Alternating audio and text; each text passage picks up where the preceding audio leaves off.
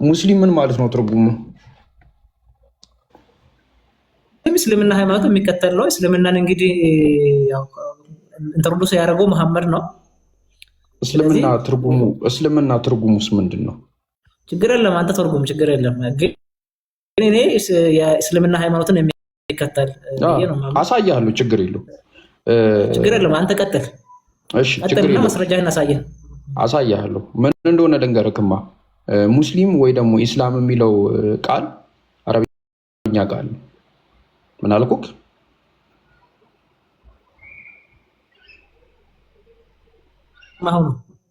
ምን አልኩክ? ያልኩክ እንድገሙ። የአረብኛ ቃል ነው አልከው። ኦኬ ቴንክ ዩ። ምን ማለት አሁን እስልምና ማለት ነው። ግን አሁን በደንብ የምታብራራልኝ የምፈልገው መሐመድ ያ እስልምና ከመቀበሉ እዚያ ሳምኜ እኮ ነው የምትወጣው። ችግር የለውም። ና ችግር የለውም ዶክተር። አረብኛ ቃል ማለት አረብኛ ቃል ነው። እሺ አረብኛ ቃል ነው። ሙስሊም ማለት አረብኛ ቃል ነው። ኢስላም ማለት አንድ ሰው ለአንዱ አምላክ ሰማይን ምድር ለፈጠረው አምላክ የሚታዘዝበት መንገድ ነው። ሙስሊም ማለት ደግሞ ለአንድ አምላክ የሚታዘዝ ወይ ለአንድ አምላክ የሚገዛ ማለት ነው ትርጉሙ።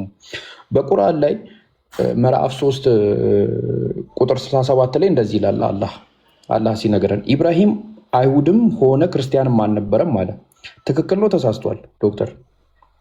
አላህ እንግዲህ ይሄ ቁርአንን ያመጣው መሐመድ ነው። አሁን እኔም እየጠየቀው ያለሁት እኮ እዚህ ጋር ቆይ ዶክተርዬ፣ ይሄ እኮ መጽሐፍ ቅዱስ ላይ ያለ ነው እኮ ኢብራሂም አይሁድ አልነበረም ማለት ልክ ነው ተሳስቷል? ይሄ እኮ ልክ ነው። ይሁድ ማለት እኮ የአብርሃም ልጅ ነው። አይሁድ ማለት ክርስቲያንስ ነበረ። አብርሃም ክርስቲያን አልነበር፣ ከእንትን በፊት ነበረ። ከክርስትና ፊት ክርስትና ከኢየሱስ በኋላ መጣ ነው። አሁን ጥያቄ ሃይማኖት ቆያ ልመልስሎት እየመለስኩ እኮ ነው። ግን በቀጥተኛ ሃይማኖት ቀጥ ያለ ሙስሊም ነበረ። ከአጋሮችም አልነበረ። ጣዖት ያመልክ ነበር አብርሃም። ጣዖት ያመልክ ነበረ። እግዚአብሔርን ከማወቁ በፊት እግዚአብሔርን ከማወቁ በፊት ጣዖት አምላክ ነበረ። የኔ ጥያቄ በደንብ ተረዳ። ማስረጃ አሉት? መጽሐፍ ቅዱስ ላይ አለ። ቁጥር ንገሩኝ እስቲ። የጣዖት አምላኪ ቤተሰብ ነው ወይስ ጣዖት ያመልክ ነበር? እግዚአብሔር እስከሚጠራው ድረስ ጣዖት ያመልክ ነበረ። ጣዖት ቤት ነው መጣው። ግን ጣዖት በቃ ችግር የለውም። ጥያቄ አልጨረስክም እኮ አልተረዳኸኝ። አሁን ስለ አብርሃም እንድናወራ አይደለም ሐሳቤ ማለት ነው። አሁን ይሄንን ያመጣው መሐመድ ነው። መሐመድ ደግሞ መጽሐፍ ቅዱስ አሁን ለምሳሌ ይሄ አብርሃም ታሪኮች በተለይ ብሉይ ኪዳን እንትኖች ከኢየሱስ ክርስቶስ በፊትም ነበሩ አይደለ? ስለዚህ ይሄ ከዛ የመጣ ነው። ክርስትናም ቢሆን ከመሐመድ በፊት ነበሩ። ስለዚህ አሁን ይሄ የሚያሳየው ከዛ ሐሳብ ኮፒ የተደረገ ነው እንጂ መሐመድ ራሱ ሙስሊም ነበረ ወይ? ምክንያቱም መሐመድ ራሱ እዛኔ የነበሩትን ጣዖት ያመልክ ነበረ። ስለዚህ ምን ማስረጃ አለ አሁን እዚህ ማለት ነው? ስለዚህ መሐመድ ራሱ አላህን ለማምለኩ ማስረጃ እንድሰጠኝ እኮ ነው አሁን ጥያቄ ነው። ጣዖት ያመልካል ነበር አልኩ። አሁን ስለ ቁርአን ራሱ ማስረጃ አለ ወይ ከመሐመድ ውጪ? ዶክተር ከመሐመድ ውጪ ሌላ ማስረጃ እንድታመጣልኝ። አሁን በቁርአን አላምንም አይደለ? ዶክተር ብዙ ነገር እየቀበጣጠሩ ነው። ይሄው የኔ ጥያቄ በደንብ ተረዳ እስቲ። አንድ ጥያቄ ያቀርቡና ይመለስልዎት። እሺ የኔ ጥያቄ በደንብ ተረዳኝ። እሺ ቁርአንን ያመጣው ማን ነው? መሐመድ ነው አይደለ? እሺ ስለዚህ ቁርአንን ያመጣው መሐመድ ነው። ስለዚህ ከመሐመድ ውጪ እስልምናን የነገረ ወይም ቁርአን ትክክል ነው የሚል ማስረጃ አለ? አለው። እሺ እሱን እንጣለን እኮ ቁርአን ይነግረናል። በታሪክም ቢሆን እሺ ኦኬ። ማስረጃው ታሪክ ነው። ማስረጃው ታሪክ ነው የሚፈልጉት። አንተ ከፈለክበት አምጣ፣ ከፈለክበት መንገድ አምጣ። እስልምና ከመሐመድ በፊት መኖሩ ለምሳሌ ኢየሱስ አምላክ ነው። አዎ ከመጽሐፍ ቅዱስ ውጪ እስቲ ያሳዩኝ ኢየሱስ አምላክ መሆኑ። ይኸው በትልቁ አድርጌታለሁ። እሺ ስለዚህ አሁን ኢየሱስ ክርስቶስ አምላክ መሆኑ እንግዲህ አሁን ወንጌላት የሚባሉት ወንጌላውያን አሁን ወንጌላት መጽሐፍ ቅዱስ ወንጌላት የሚባሉት ከመጽሐፍ ቅዱስ ይሄው የነገርኩህ እኮ ነው። አሁን ኢየሱስ ክርስቶስ የመጣው መቼ ነው? ከኢየሱስ ክርስቶስ በፊት ካሉት መጽሐፍቶች ከመጽሐፍ ቅዱስ ውጪ ዶክተር ከመጽሐፍ ቅዱስ ውጪ ከታሪክ ኢየሱስ ክርስቶስ አምላክ መሆኑን ያሳዩኝ መረጃ። እሱ አሁን ስለ ታሪክ እንድናወራ አይደለም ሐሳቡ። አሁን ከታሪክ ጠየቁኝ፣ እርሶም ከታሪክ ያሳዩኝ። ኢየሱስ ክርስቶስ አምላክ ስለ ታሪክ አላነበብኩና ግን አሁን እየጠየቅኩ ያለው እርሶ ከታሪክ ጠየቁኝ።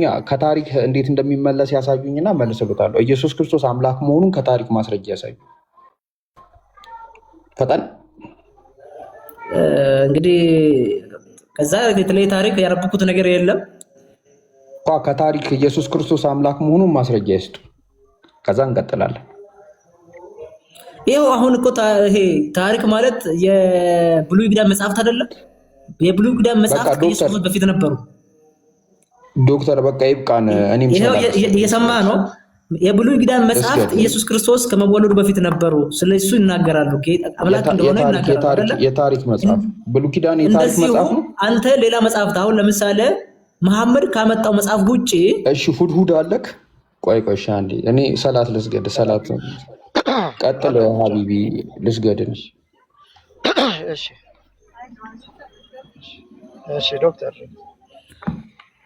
አለ? አዎ አለው። ያው የኔ ጥያቄ ምንድነው?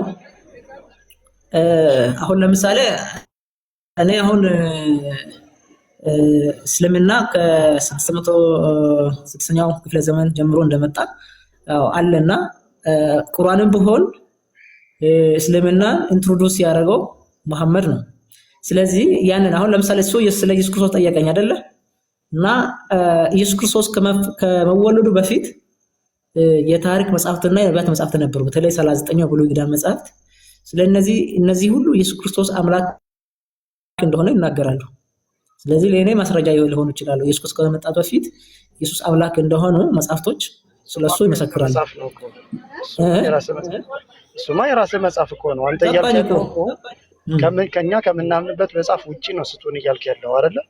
አንተ አሁን እኮ ችግር የሆነው ምንድን ነው ታውቃለህ? ችግር የሆነው ምንድን ነው ታውቃለህ? ችግር እንደሆነ የሆነው ማለት ነው። አሁን ለኔ ጥያቄ የሆነው ቁርአን ራሱ ሰጠ አላህ ብሎ እና ቁርአን ብሎ መጽሐፍ ብሎ ሰጠው ራሱ መሐመድ ነው።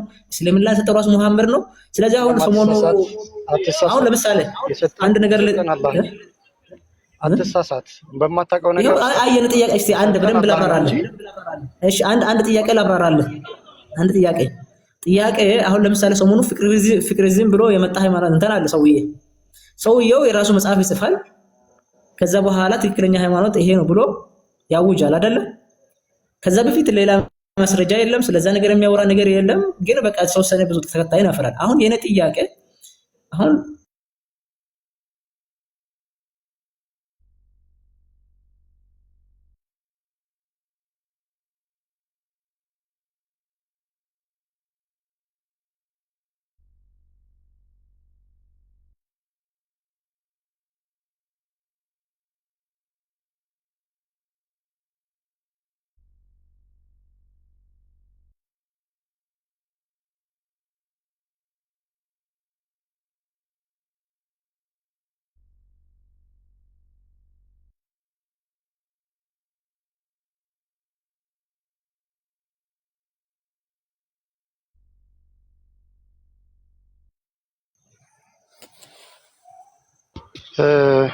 ዶክተር ዳንኤል አሁን አንዴ ስታወራ አዳምጥ። ደግሞ እሺ፣ እያዳመጥክ አውራ።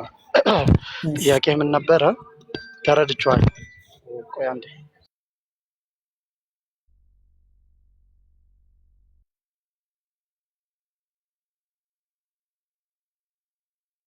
ዳህኝ እንግዲህ ትንሽ የተወሰነ መረጃ ቁርአን ራሱ ያመጣው እስልምናው ራሱ የመጣው ከመሐመድ ጀምሮ ስለሆነ ትንሽ ክሉ የሚሰጥ ነገር መረጃ ስለፈለኩኝ ነው። እና ይሄ ነው የኔ ጥያቄ። ለዛ ነው አሁን የተለየ ምክንያቱም ቁርአን ራሱ ያመጣው መሐመድ ነው። እስልምና ራሱ እስልምና የሚለው ምክንያቱም መጀመሪያ ላይ ብሉይ ኪዳን ላይ የአይሁድ ሃይማኖት ነበረ። 39 የብሉይ ኪዳን መጽሐፍቶችን የሚከተል ከዛ ውጪ የዓለም ህዝብ ሁሉ የሚያመልክ ነበረ እና እነዚህ የብሉይ ኪዳን መጽሐፍቶች ስለ ኢየሱስ ክርስቶስ ይናገራሉ አምላክ እንደሆነ ማለት ነው። በኋላም በብዙ መንገድ ተነግሯል። ከዛ በኋላ ነው እስልምና እንትን ያለውና ያን ነገር አሁን ያን ነገር ስለፈለኩ ቆይ ያልሆነ ነገር ነው እያወራህ ያለው። አሁን እያልክ ያለው አንተ የምታምንበት ምን ብሉይ ኪዳን አንተ አታምንበትም እንዴ? አታምንበትም? ብሉይ ኪዳንም ቢሆን አንተ ታምናለህ አይደል? ብሉይ ኪዳን አዳምጠኛ እንዴ? ታምንበታለህ አታምንበትም? ኦኬ። ስለዚህ ከማታምንበት መጽሐፍ ከብሉይ ኪዳን እና ከአዲስ ኪዳን ውጪ ካሉ መጽሐፎች ኢየሱስ አምላክ መሆኑን አሳየን ነው በቃ አጭሩ ነገር እሱ። ለምን ከዛ ውጪ አሁን እኮ እነዚህ ታሪክ መጽሐፍቶች ናቸው አይደለ? ብሉይ ኪዳን የታሪክ መጽሐፍት ነው። የ3000 4000 ታሪክ መጽሐፍ ነው አይደለ? እንደውም እስላም ሙስሊሞች የእግዚአብሔር ቃል ነው ብለህ አታምንበትም? አምናለሁ። ስለዚህ ከማታምንበት መጽሐፍ ስጠኝ ነው እኮ። እኛ እኮ ከምናምንበት መጽሐፍ ከቁርአን ይሰጥ ስትባል እምቢ አልክ። ለአንተ ጊዜ ነው ከምናምንበት መጽሐፍ የሚሰጥ ነው። እምቢ ብዬ ሳይሆን ያንን መጽሐፍ ሰጠ ራሱ መሐመድ ነው እስልምና ነው ብሎ ያመጣው አይደለም አላህ Subhanahu እሱ ማስረጃ ሰጠኛ። እስልምናን የሰጠ ምኑን ነው የምሰጠህ? እስልምና ነበረ ከመሐመድ በፊት እሱ ነው አሁን ጥያቄ።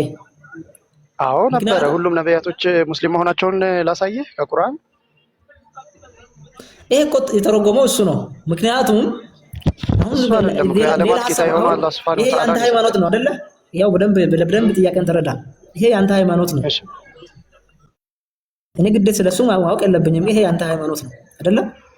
እኮ ሃይማኖቴማ እኮ ልነግርህ ስል እኮ አልፈለክም እኮ ከአንተ ከምታምንበት መጽሐፎች አንድ ነገር ልጠይቅህ። አሁን ለምሳሌ ቀላል ነገር ልስጥህ። አብርሃም የሚባል ሰው መኖሩን ታምናለህ? አዎ በመጽሐፍ ቅዱስ ሰው። እሺ አብርሃም የሚባል ሰው ከመጽሐፍ ቅዱስ ውጪ እስቲ አብርሃም የሚባል ሰው መኖሩን ማስረጃ ስጠኝ። እያነሳ ያለው ምን ያህል ትክክል እንዳልሆነ ማሳየት ስለፈለግን ነው ይሄንን እየጠየቅን ያለው። ገብቷል? እያነሳ ያለው ነገር ፍጹም በቃ ምንም ትርጉም የሌለው ነገር እያነሳ እንደሆነ እንዲገባ። የአብርሃምን ታሪክ የጻፈው ማን ነው? የአብርሃም ታሪክማ ሙሴ ነው የጻፈው። ኦኬ። ስለዚህ ሙሴ ሙስሊም ነበር? አዎ ሙሴ ሙስሊም ነበር። አሁን እኮ የተጠየቀውን እኮ እየገለበጥክ ነው አንተ። ጥያቄው ምንድነው? አብርሃም የሚባል አሁን እኮ እኛ ያልከን እኮ ይኸው ከቁርአን እኮ ነፋለ ልስጥህ። ሁሉም ነብያቶች ሙስሊም መሆናቸውን ልስጥህ። ከቁርአን አትስጠኝ አልፈልግም አልከኝ። አንተ ጋር ደግሞ ጥያቄው ይዙርና አብርሃም የሚባል ሰው መኖሩን በቃ ተው ነብይ ምናምን ተው። አብርሃም የሚባል ሰው መኖሩን ከብሉይ ኪዳን ውጪ እና ከአዲስ ኪዳን ውጪ እስቲ ስጠን ነው። አሁን እኮ እሱ አይደለም ጥያቄው እሱ አይደለም።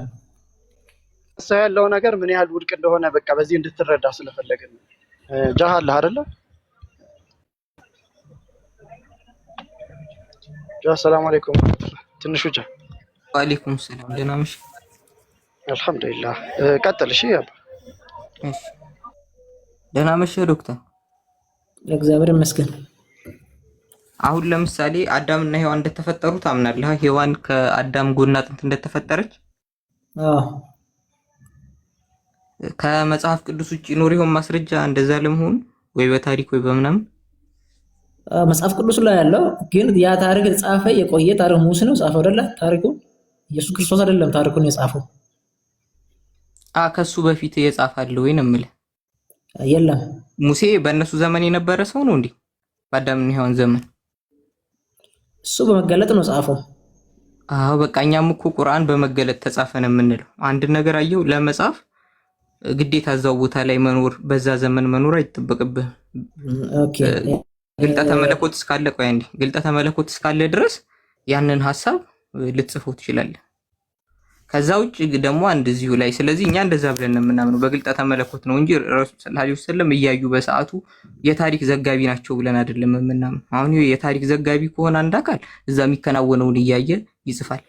እሳቸው ግን ኖርማል ለእሳቸው የተገለጠላቸው ከአምላክ የሆነ ግልጠተ መለኮት ነው ያላህ ቃል ነው ቁርአን። እሺ እና ግን አሁን አንድ ሐሳብን ተረድቻለሁና አሁን ሐሳብን በደንብ ግልጽ ላድርግልህና እሺ አሁን ይሄን ጥያቄ ያነሳውበት ምክንያት እና ተጨማሪ መረጃ ፈለጉበት ምክንያት መጽሐፍ ቅዱስ እንግዲህ ሙሴ እንግዲህ እነዚህ የህግ መጽሐፍቶችን ጽፏል አይደለ? ከዛ በኋላ በተለያየ ዘመናት ደግሞ በተለያየ ዘመናት ነቢያት ጻፉ። ያው የትንቢት ማለት ነው። አልጻፉም እኮ ነው እኛ የምንለው። እኛ እኮ አንተ ያስቆይ መጽሐፍ ቆይ አንዴ ይቅርታ፣ አንዴ ያልገባ ነገር ነው። ስለ ግልጠት እያወራን ነው። ተስማምተናል። በመገለጥ እናምናለን። ትክክል ነው አይደለም? ልጨርስ። አሁን ልጨርስ ሐሳቤን ልጨርስና በተለያየ ጊዜ ይሄ እነዚህ ሙሴ ጻፋቸው ያመጣቸው ነቢያት ያመጡት ወንጌላት ያመጡት መልእክታት እነ ጳውሎስ በኋላ ላይ ያመጡት ሁሉ አንድ ሐሳብ ነው አላቸው በተለያየ ዘመን። ስለዚህ አሁን ጳውሎስ የጻፈው መጽሐፍ ትክክለኛ ለመሆኑ ስለዚህ ከወንጌል ከነቢያት እና እነዚህ ሙሴ ከጻፎች ጋር ይዛመዳሉ ወይስ አይዛመዱም የሚል ቼክ ይደረጋል። በቃ ይሄ ደግሞ ሌላ ሐሳብ ነው እያነሳ ያለው። አይ ልጨርሳ ምን ያስከው ጥያቄ ነው። ጥያቄ ምን በመጽሐፍ ቅዱስ ልጨርሳ በመጽሐፍ ቅዱስ ነው ያስከው። ይሄው እየሰማህ ነው። በመጽሐፍ ቅዱስ ላይ እንደ ዶክተር ወይ ልንገርህ፣ አሁን ሐሳብ እያስረዳሁ ነው። መጽሐፍ ቅዱስ ላይ ቀኖና የሚባል ነገር አለ። ጥያቄ ምንድነው? አንድ ነገር እውነተኛ የእግዚአብሔር ቃል ማስረዳት አይደለም የፈለኩት። ጥያቄህን ተናገር። ይሄ ነው ጥያቄ ብልና ነው። አሁን ለምሳሌ ቁርአን አሁን ለምሳሌ እንደ አንድ መጽሐፍ ሊሆን ይችላል። አሁን በአንደኛው ክፍለ ዘመን ብዙ መጽሐፍቶች ተጽፈዋል፣ የእግዚአብሔር ቃል ያልሆኑ ማለት ነው። ስለዚህ እነዚህ መጽሐፍቶች ከነ ሙሴ እና የነቢያት መጽሐፍቶች ጋር ይስማሙሉ ወይስ አይስማሙም ተብሎ ይታያል። ስለዚህ የነቢያት መጽሐፍ ከየቶቹ የነቢያት መጽሐፍ ጋር?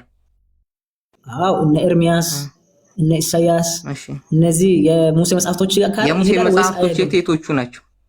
ዘፍጥረት፣ ዘጸአት፣ ዘኍልቍ፣ ዘዳግም የሚባሉት ጋር ይታያል ማለት ነው። ዘዳግም የሙሴ መጽሐፍ ነው። አዎ እሺ። ዘዳግም ምዕራፍ 34 ቁጥር 5 ላይ ምን ይላል መሰለ? የእግዚአብሔርን ባሪያ ሙሴ እንደ እግዚአብሔር ቃል በዚያ በሞዓብ ምድር ሞተ፣ በቤተ ፌርጎን ፊት ለፊት በሞዓብ ምድር በሸለቆ ውስጥ ተቀበረ፣ እስከ ዛሬ ድረስ መቃብሩን ማንም አላወቀም ይላል። እዚህ ሞትኩኝ ተቀበርኩኝ እያለ እየጻፈ ያለው ሙሴ ነው። አዎ ሞትኩኝ ተቀበርኩኝ እያለ የሚጽፈው ሞትኩኝ ተቀበርኩኝ የሚለው ሙሴ ነው። ተው እንጂ ዶክተር። እና ማን ነው ጻፈው? አዩ ሊጽፈው አይች ሙሴ እንዳልጻፈው የምታውቀው ማስረጃው ምንድነው? ሙሴ የት እንደተቀበረ በስንት ዓመቱ እንደሞተ ተጽፏል። አንድ የሞታ አሁን የአዳምና የሔዋንን አይደለም ዘዳግም ላይ ነው እያወራን ያለን። ቆይ እዚሁ ጋር ማውራኝ ዘዳግምን ቆይ ስማኝ። ገባኝ እኮ ሳይሆን ዘዳግም ምዕራፍ 34 ቁጥር 5 እና 6 ላይ ምን ይላል? የእግዚአብሔር ባሪያ ሙሴም ይላል። እንግዲህ ሌላ ቃል ነው እየጻፈ ያለው ሙሴ አይደለም። የእግዚአብሔር ባሪያ ሙሴም እንደ እግዚአብሔር ቃል በዚያ በሞዓብ ምድር ሞተ አለ። ገብቶሃል? በቃ እንደ ሞተ እየነገረ ነው። በቤተ ፌርጎን ፊት ለፊት በሞዓብ ምድር በሸለቆ ውስጥ ተቀበረ ይለናል። ተቀበረ ሙሴ። ስለዚህ አሁን ይሄን ነገር ሙሴ አይደለም የጻፈው። ገብቶሃል ዶክተር? እና አይደለም ሲጀመር ይሄ የነቢያት መጽሐፍ እናንተ ጋር የለም።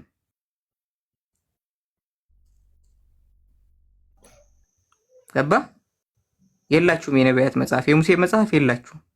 ዋሽተዋችሁ ነው። እንግዲህ ሐሳብ ድሪስ ላለማስቀየም ነውና ያው ይሄን ነው። ገባ? ይሄ ገብቶሃል? ሙሴ እንዳልጻፈው። አይ አንተ እኮ እያወራኸኝ የነበረው ሐሳብ ምንድነው? ከነቢያት መጽሐፍ ጋር ስለሚጋጨር። ሲጀመር የነቢያት መጽሐፍ መች አላችሁ? መጽሐፍ ቅዱስ ላይ ያሉት ኢሳያስ የማን መጽሐፍ ነው? በርግጥ አሁን ለምሳሌ እስኪ አንድ ጥያቄ ልጠይቅህ ዶክተር፣ አንድ ጥያቄ ልጠይቅህ። አሁን አንድ ሰው እዚህ ኢትዮጵያ ውስጥ ራቁቱን እየሄደ ብታየው፣ ምንም ሳይለብስ በባዶ እግሩ ራቁቱን እየሄደ ብታየው፣ ያ ሰው መጽሐፍ ቢጽፍ፣ የትንቢት መጽሐፍ ምናምን ቢጽፍ ትቀበለዋለህ? ትቀበለዋለህ? አንድ ሰው ራቁቱን እየሄደ አየኸውን በል፣ በቃ ነገ ጠዋትም ላይ ምናምን ሊሆን ይችላል። በባዶ እግሩ ራቁቱን እየሄደ አየኸው፣ ልብስም ሳይለብስ። ከዛ 1 ዓመትም አየኸው፣ 2 ዓመትም አየኸው፣ 3 ዓመትም አየኸው፣ እንደዛ ራቁቱን ነው የሚሄደው። ያ ሰውዬ የሆነ ነገር ቢጽፍ ትቀበለዋለህ? የእግዚአብሔር ሰው ነው ብለህ? ያን ራቁቱን ሄደውን ሰውዬ አመሰግናለሁ። ራቁቱን ብቻ ሳይሆን ማንም ሰው አልቀበለም። ለዚህ እኮ ነው አሁን ቅድም ስለ ፍቅሪዝም ያነሳው። ፍቅሪዝም ይባላል ሰውዬ አሁን ሰሞኑ መጣ አይደል? ራሱ ሃይማኖት ፈጠረ። ስለዚህ አሁን የሆነ መጽሐፍ ብጽፍና ይሄ የእግዚአብሔር ቃል ነው ብል አልቀበለም። ቢያንስ ከእውነተኛው የመጽሐፍ ቅዱስ ትምህርት ጋር መስማማት የጠየቅኩ ገብቶሃል ነው አልገባህም ዶክተር? ራቁቱን የሚሄድ ሰው አልቀበልም ብለሃል አይደል? ምክንያቱም የአእምሮ እክል እንዳለበት ይገባሃል አይደል እንዴ? ዶክተር ነህ መቼም። እሺ ይገባሃል። ስለዚህ አሁን ራቁቱን የሚሄድ ሰው አልቀበልም ብለሃል። አመሰግናለሁ። ኢሳይያስ ትንቢተ ኢሳይያስ ምዕራፍ 20 ቁጥር 3 ላይ ምን ይላል?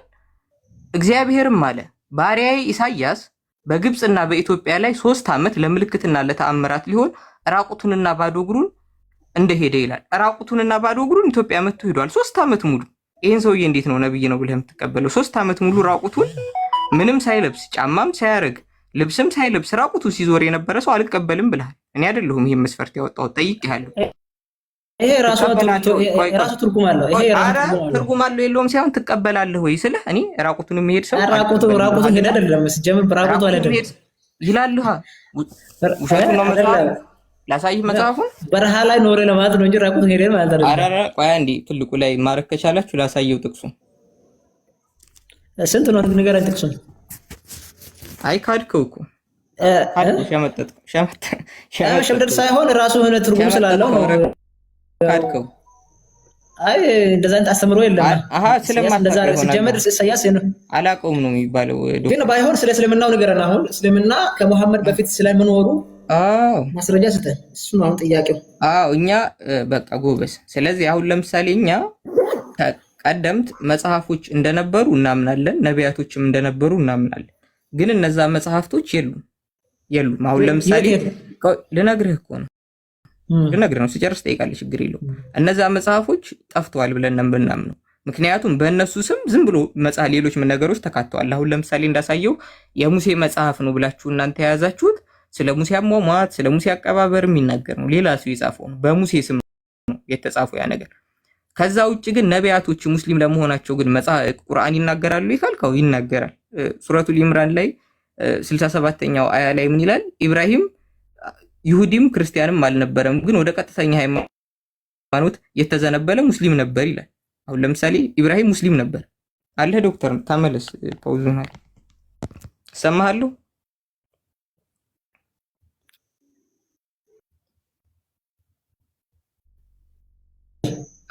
አሁን ኢብራሂም ለምሳሌ ሙስሊም ነበር፣ ቁርአን ይነግረናል። ከዛ ውጭ የኢየሱስ ሐዋርያቶችም ቢሆኑ ሙስሊም ነበሩ። ሱረቱል ማኢዳ 111ኛው አያ ላይ ምን ይላል? ወደ ሐዋርያትም በእኔና በመልእክተኛ የመኑ በማለት ባዘዝኩ ጊዜ አስታውስ፣ አመንን፣ እኛ ሙስሊሞች ሆነን መሆናችንን መሰከርን አሉ ይላል። ሐዋርያቶችም ሙስሊሞች ነበሩ። ኖህ ሙስሊም ነበር። ሱረቱል ዩኑስ ላይ 72ኛው አያ ላይ ብትሸሹም አትጎዱኝም ከምንዳ ምንም አለምናችሁም እና ምንዳ ይባል ያለው ማን ነው? ይሄንን ያለው ማን ነው? አላህ Subhanahu Wa Ta'ala እየነገረን ለመሐመድ አይደለ? አሁን እኮ የመሐመድ ሃይማኖተኛ እስልምናን የፈጠረ መሐመድ እያልኩ ነው። አይደለም እስልምናን የፈጠረውም አይደለም። አሁን ለምሳሌ ቆይ ልንገር፣ አሁን ለምሳሌ እንደዚህ አሁን መሐመድ ያወራውን ክርስቲያኖች ያወራውን ሰለላሁ ዐለይሂ ወሰለም አይደሉም እኮ አልኩኝ። እኛ ቁርአን ያላህ ቃል ነው ብለን የምናምነው። አሁን ለምሳሌ መሐመድ እኮ ነው ጻፈው። አሁን ስለ ቁርአን ራሱ ቁርአን የእግዚአብሔር ቃል ለመሆኑ ማስረጃ ጻፉ የሚላልህ ማስረጃ ረሱል ሰለላሁ ዐለይሂ ወሰለም ጻፉ ቁርአንን የሚላልህ ማስረጃ ከየት ያመጣው? ከመሐመድ ውጭ ስለ ቁርአን የተናገረ አይደለም። ጻፉ የሚል ማስረጃ አለ ወይ ነው? ምኑን? ቁርአንን ጻፉ የሚል ማስረጃ ቁርአን እኮ ከመሐመድ ውጭ የለም ነው። ማንንም ስለ ቁርአን አያውቀውም። አልጠየቁም። ቁርአን ስለ ጻፈው ታሪክ ጻፉ የሚል ማስረጃ አለ ወይ? ረሱል ሰለላሁ ዐለይሂ ወሰለም ቁርአንን ጻፉ የሚል ማስረጃ አለ ወይ? ከየት ነው ያመጣው? አንተ ራስህ እኮ ነው የነገርከን ያለው። አላልኩም፣ እኔ ጻፉ አላልኩም፣ የትም ቦታ ላይ አላልኩም። እኔ አልልም። የለም እንደዛ የሚል ከየት እንዳመጣው አይው የለም። ዝም ብለህ ነው የምታወራው። ይሄ ሰዎች ሲሉ ምናምን የሰማሁን ነው እንጂ ቁርአን ላይ የለም እንደዛ ረሱል ሰለላሁ ዐለይሂ ወሰለም ቁርአንን ጽፏል የሚል የለም። እኛ ቁርአን ያላህ Subhanahu Wa Ta'ala ቃልና ንግግር ነው ብለን ነው የምናምነው። አሁን ለምሳሌ አንተ አለህ አይደል ዘፍጥረት ምዕራፍ 1 ቁጥር 1 ላይ በመጀመሪያ እግዚአብሔር ሰማይና ምድርን ፈጠረ እያለ ይነግረናል። ሲፈጥር ያየ አካል ነው እንደ እየነገረን ያለው ስልህ ቅድም ሆኖ አይደለም፣ በግልጠተ መለኮት ደረጃ ነው አምላክ ያሳየውን ነገር ነው አልከኛ። ልክ እንደዛው ቁርአን ላይም ሱራ 2692ኛው አያ ላይ ምን ይላል? እርሱ ቁርአን በእርግጥ ከዓለማት ጌታ የወረደ ነው ይላል። ይሄ ቁርአኑ ወይ ረሱል ሰለላሁ ዐለይሂ ወሰለም ወይ ሌላ አካል ምናምን ያመጣው ሐሳብ። አሁን ዛሬ የሆነ ነገር ባይና ቁርአን ወረደ ብል ታምናለህ? ቆይ ስማኝ፣ አትሰማም እንዴ? ገብቶሃል? አሁን ፍልስፍና ሳይሆን ዶክተር እና ነው አንተ ጥያቄ ስለሆነብኝ ነው። ጥያቄ ስማኝ እንጂ ሳወራ አው እንትን ላይ አልኩህ እኮ ሱራ 2692ኛ አያ ላይ ወኢነሁ ለተንዚሉ ረቢል ዓለሚን ይላል። እርሱ በእርግጥ ከዓለማት ጌታ የወረደ ነው ይላል። የወረደው ቁርአን ከዓለማቱ ጌታ ነው። ከዛ እርሱም ታማኙ መንፈስ ጅብሪል አወረደው ይላል። በጅብሪል አለይሂ ሰላም አማካኝነት የወረደ ነው። እንደዛ ብለን ነው እኛ የምናምነው። ከዛው ረሱል ሰለላሁ ዐለይሂ ወሰለም ጻፉት የነብዩ ሐሳብ ነው ምናምን። ይሄ ዝም ብለህ አንተ ያመጣው ነው፣ ምንም ማስረጃ የለም። ዝም ብለህ ያሰብከው ነው። ችግር የለም። ለሱ ወረደ። እሺ ለኔ ዛሬ በወርድ ታምናለህ አታምነህ? ማለት ለምን አምናለሁ? ለምን እሱን አመንክ? ማላምነው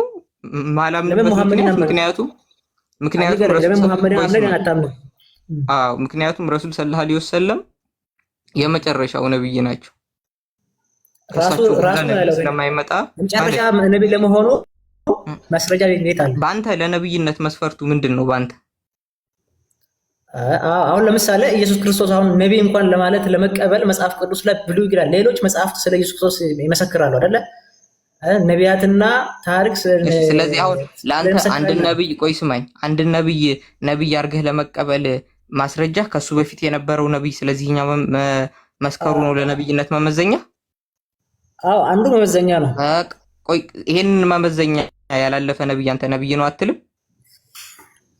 አሁን ጥያቄን ተመልስ። አሁን አይደለም አይደለም መመዘኛህ ምንድነው? አንተ ለነብይነት እኔ ማነገርኩህ እኮ መለስኩልህ። ለአንተ ግን ለነብይነት መመዘኛህ ምንድነው?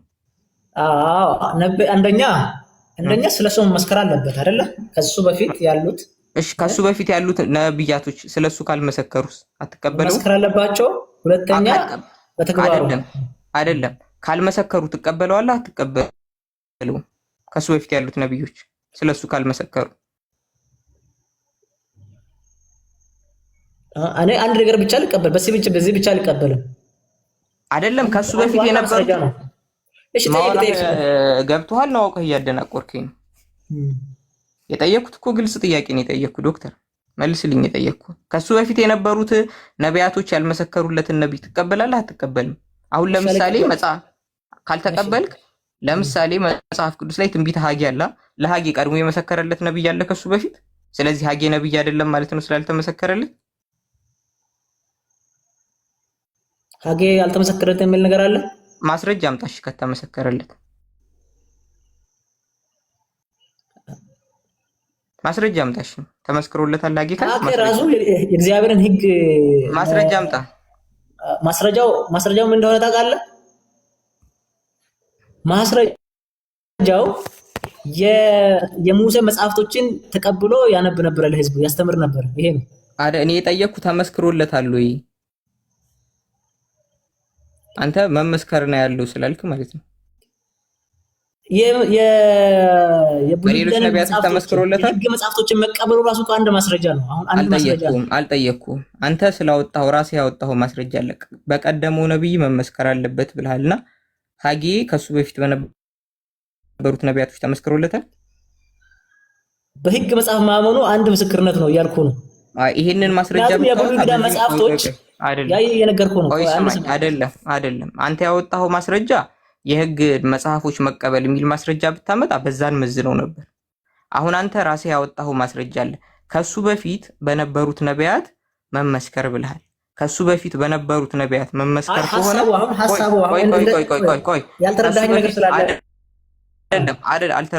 ያልተረዳኸኝ ነገር ስላለ ነው። አሁን የሆነ ነገር አሁን ለምሳሌ ሰዎች እየሰሙ ነው። አንድ ነገር ሰው ታንጨርስ የትም አትሄድም። ከሱ በፊት በነበሩት ነቢያት ሐጌ ተመስክሮለታል አልተመሰከረለትም? እሺ እኔ እያልኩ ያለሁት ሳይሆን ተመስክሮለታል ወይስ አልተመሰከረለትም? ዶክተር ተመስክሮለታል። ማስረጃሽ ምዕራፍና ቁጥር ማስረጃው የሐጌ ትንቢትና የሙሴ ህግ ይስማማሉ አይደለም? ትምህርታቸው ይስማማል አይስማማም ብዬ አይደለም ጠየቅኩ። ሀጌ የሚባል ነብይ ይመጣል ብለው መስክረውለታል። ስለመምጣቱ አይደለም እያወራለሁ አሁን። እኔ የጠየቅኩ ደግሞ ስለመምጣቱ ነው። ሀጌ ይመጣል ብለው ትንቢት መስክረውለታል። ስለመምጣቱ አይደለም አልተነገረም። ስለመምጣቱ ነው የነገርኩህ እኮ ነው። አሁን ለምሳሌ አትመልሳ ዶክተር ምን ሆነ ነው? እኔ የጠየቅኩህ ሀጌ ይመጣል ብለው ትንቢት ተናግረዋል ከሱ በፊት የነበሩ ነቢያቶች? እሺ አልተነገረም። በቃ ይኸው። ስለዚህ ስለ አንድ ነቢይ ከሱ በፊት ያለ ነቢይ መናገሩ መስፈርት አይሆንም ማለት ነው። ስለዚህ ይሄ አይሆንም፣ ይሄ መስፈርት ወድቋል። ሁለተኛው መስፈርትህን እንየው። ከሙሴ እንትን ጋር መመሳሰል አለበት ብለሃል አይደል? ከሙሴ ሕግ ጋር የማይጋጭ መሆን አለበት ብለሃል አይደል? ከሙሴ ሕግ ጋር የሚጋጭ ሐሳብ ይዞ የመጣ ነብይ እንቀበላለን አንቀበልም? አንቀበልም አይደል? ጎበዝ። በቀደም ዘዳግም የሙሴ መጽሐፍ ነው ብለህ ነበር። ስለዚህ የሙሴ ሕግ እዛ ጋር ይገኛል። ስለዚህ ዘዳግም ምዕራፍ 6 ቁጥር 13 ላይ አምላክህን እግዚአብሔርን ፍራ እርሱንም አምልክ በስሙ ማል ይላል። ምን የሚል ሕግ አለ እዚህ ጋር? ማል የሚል ሕግ አለ አይደል?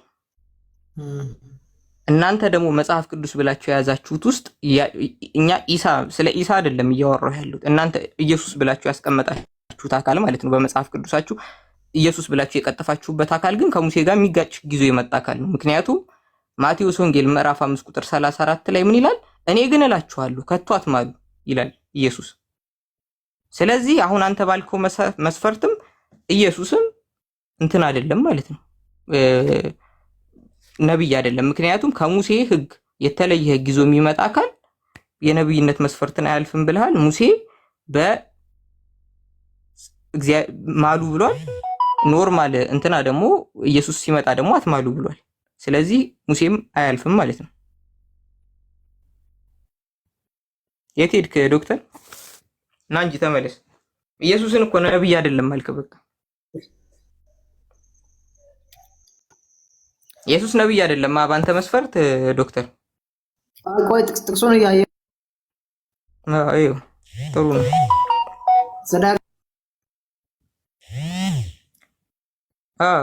ዘዳግም ምዕራፍ 6 ቁጥር 13 ነው። ሌላም ቦታ ዘዳግም ምዕራፍ 10 ቁጥር 20 ላይ አለ ስለ መሐላ። እግዚአብሔር ብዙ ቦታ በስሜ ማሉ ብሏል። ኢየሱስ መጥቶ ባስተማረው ትምህርት ደግሞ አትማሉ ብሏል። በቃ እውነት እውነት፣ ሐሰት ሐሰት እንጂ መሐላ አይቻልም ብሏል።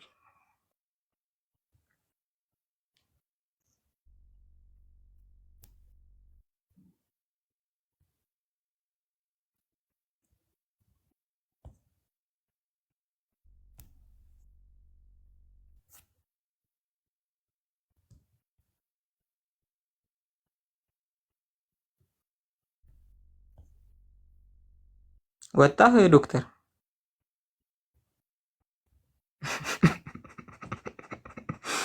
ነው የሚሻለው እንጂ ካልሆነ ኢየሱስ በአንተ መስፈርት እኮ ከእንትን ወጣ። በነገራችን ላይ ኢየሱስ ስል እናንተ ያው ስላስቀመጣችሁት መጽሐፍ ቅዱስ ላይ ስለቀጠፋችሁበት ካራክተር እያወራሁ ነው እንጂ ኢሳ አለይሂ ሰላም እኛ እንትን መሆኑን እናምናለን፣ አንቢያ መሆኑን እናምናለን። ከዛም ውጭ ከሙሳ የተጻረረም ነገር ይዞ መጥቷል፣ የሙሳን ሸሪዓ የሚጥስ ምናምን ብለን እኛ እናምን።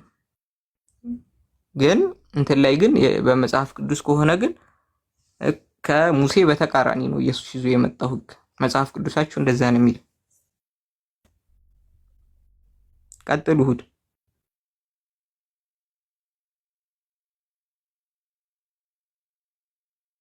የሚገርመኝ እኮ የሆነ መስፈርት ያመጡና ያ መስፈርት እነሱ ጋር ስትገለብጠው ነው ግራ የሚገባቸው እንጂ መጀመሪያ እስልምና ላይ ነጥብ እንዲያስጥልላቸው ነው የሚፈልጉት።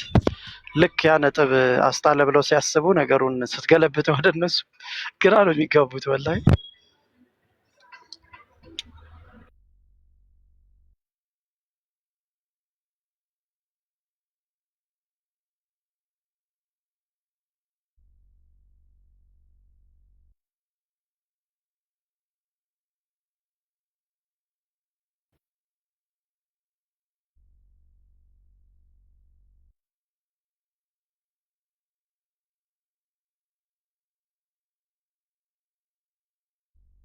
ወገኖች ካሉ አስገቡ ሞዴሬተሮች።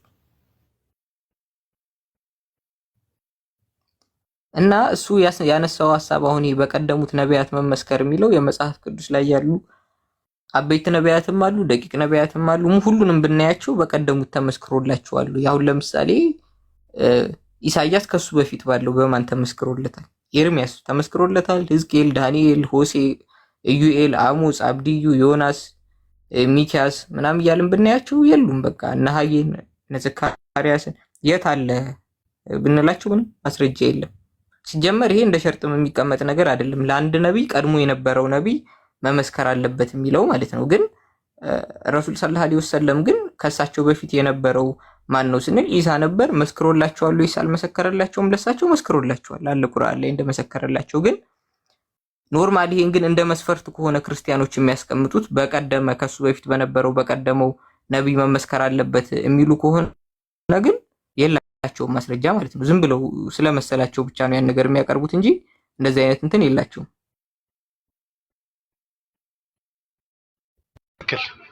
ሌሎችም እኮ እንደዚሁ የሚነሱት ነቢያችን ሰለላሁ ዐለይሂ ወሰለም ላይ የሚነሱት የፈለገውን ነገር አምጥተው ነቢያችን ሰለላሁ ዐለይሂ ወሰለም ቢለኳቸው ከአንዳቸውም የባሰ ነገር አይደለም አይደል የሚሆኑት፣ የተሻለ ነው እንደውም የሚሆኑት ብዬ ነው ማምነው።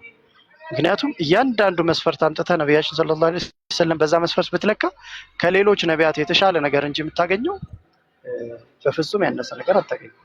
ግን ቅድም እንዳልነው እነሱ ነቢያችን ሰለላሁ ዐለይሂ ወሰለም ይጥላል ብለው የሚያስቡት የእነሱ ነቢያት እንደሚጥሉባቸው ግን አያስቡም። ለዛ ደግሞ ሊጠይቁ የሚፈልጉት አሁን እኛ ስንጠይቃቸው በቁርአን አይደለም የምንጠይቃቸው።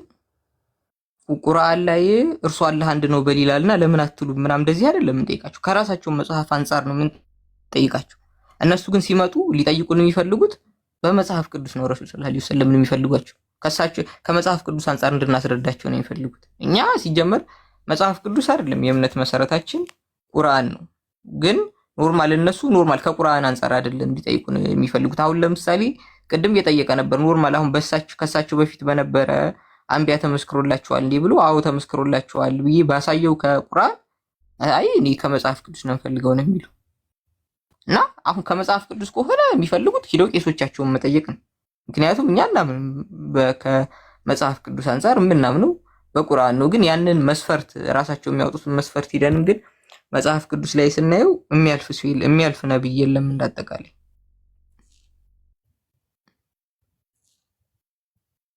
እነሱ በሚያምኑበት መጽሐፍ የእኛን እንድናሳያቸው ይፈልጋሉ። በእኛ መጽሐፍ ደግሞ ስናሳይ ደግሞ እነሱም እኮ አይፈልጉትም እኮ። አሁን ቀደምም እኮ ካየ የሆነ ጥያቄ ጠይቁና ከቁርአን ውጪ ይልሃል። ከዛስ እነሱን ደግሞ ስጠይቃቸው ከባይብል ነው ሊመልሱ የሚፈልጉት። ኢቭን እኛ እኮ ስንጠይቃቸው ከምንድን ነው የምንጠይቃቸው? ከመጽሐፋችሁ ነው አይደል? የኢየሱስን አምላክነት ስለ ነቢያት ምናምን ስንጠይቃቸው ሁሉም እንጠይቀው ከመጽሐፋችሁ ኢየሱስ አምላክ መሆኑን አሳዩ ነው የምንላቸው። ክርስትና ደግሞ የነቢያት ሃይማኖት መሆኑን አሳዩን የምንላቸው ከራሳቸው ከሌሎች መጽሐፍቶች ሳይሆን ከመጽሐፋቸው ውስጥ ነው የምንጠይቃቸው። እነሱ ግን ምንድን ነው ቁርአን ላይ እንደሚገኝ ስለሚያውቁ ከቁርአን ውጭ ይላል። እሺ ከየት እናሳያቸው ነው የእነሱ ሀሳብ?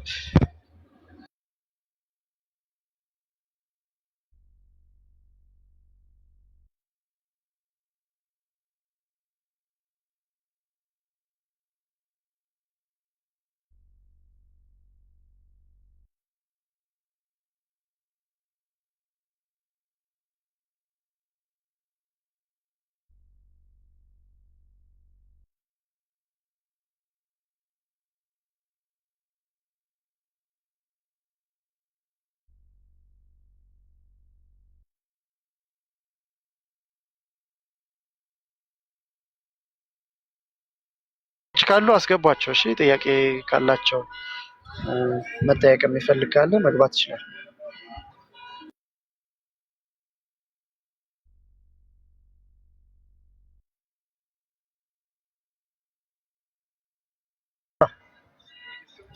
አሉኝ እና እንትን ላይ